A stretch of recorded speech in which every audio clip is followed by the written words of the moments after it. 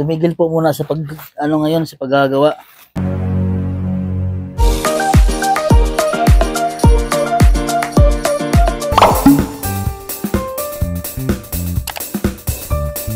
Kaya po mga kabayan, ay nagbabalik po tayo dito sa pinapagawang bahay po kay Ate Erin.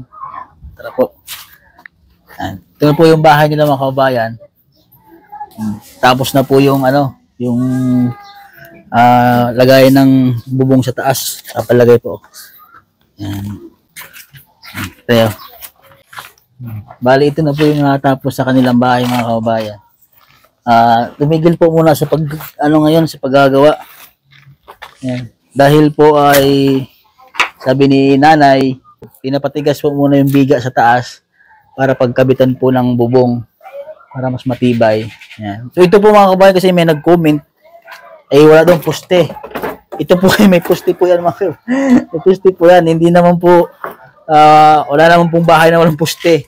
Yan. So meron kasi nag-comment diyan na wala daw poste yung gumawa ng bahay nito. Yung poste po nito ay kabilaan, taas. So sobrang init po ngayon. So yung kabila po dito muna ay binuhusan. So kakatapos lang po ng buhos ngayon. Yung sa taas na yan. So ang oras po ngayon ay alas 12. Pahinga muna, baka bukas ay makabitan na ng buhos. So ito po yung napagawa pong bahay po dito sa kanila. Yan. So sa sponsor po natin na tumulong, kilaman po sa Animus Matin, hindi po sila nagpapakilala kung sino po sila. Maraming salamat po sa inyo ma'am sa pagtulong po sa pamilya po ni Ate Erin sa pagbigay po ng mga materialis. Yan. Maraming salamat po sa inyo. Kung sino man po kayo na hindi po nagpapa-shoutout, maraming salamat po sa inyo. Yan. So ito po mga kabayan ay yung materialis po, baka bukas po ay makakabili po tayo ng mga kulang na materialis na para matapos na po yung bahay nila. Ang kulang na po dito ay yung pang-finish po, tapos yung mga bintana. Tapos kulang daw yung pangiro. Ilang pangiro Ate Erin yung kulang Ate Erin? 8 po. 8 pa? 8 na lang. Kulang pang. Dito ka kay Nay? 12 lang po nandiyan. Ha? 12. 12, ito po si Ate Erin. 12. Ilan po ang kulang? 8 pa. Ano pong sukat kaya? Sa... Gis po. Gis po ataya. Gis po ang sukat. Tapos yung dito, hindi pa natambakan.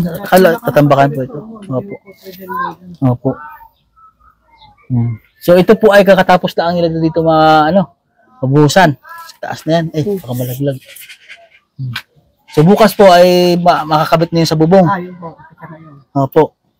Para magkaroon agad na kasi sobrang init. Para mabubungan na po agad 12. Bukas po ay yung kulang po na bubong. Bibilihin ko na po. Yun lang po ang kulang. Yung sa pampinto. Yung plywood nga. Plywood, kulang pa.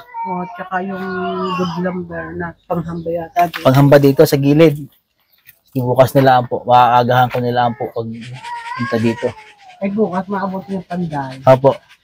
Hindi po muna sila pumasok ngayon. Magwaho nito Opo. Ito kalahat.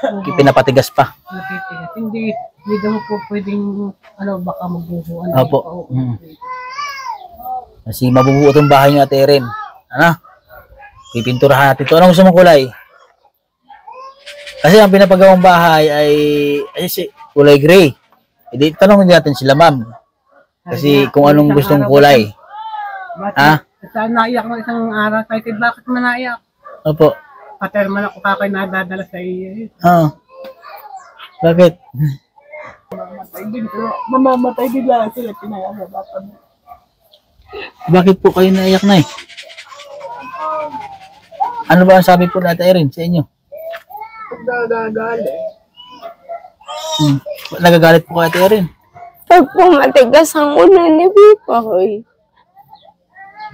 Sabi ko, kanya, mapauna pa ka sa iyo.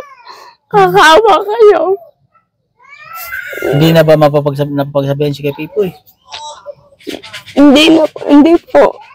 Napapagsabihin naman. Opo. Katulad yun yan.